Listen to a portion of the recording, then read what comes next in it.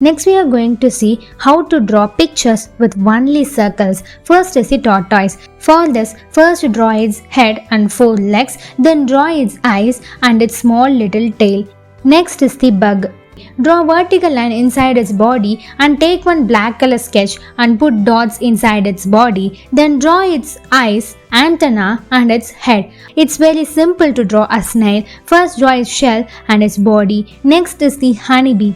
For this also, draw vertical lines inside its body, then draw its eyes. Next is the different color fish. For the first green fish, draw green color fish, then take dark green color sketch and draw rough circles inside it to make a design. And then for orange fish, draw vertical lines and color it with black color. Next for the third fish, take dark orange color sketch and draw some vertical lines in it. For the dark blue color fish, take violet color sketch and draw triangles inside the fish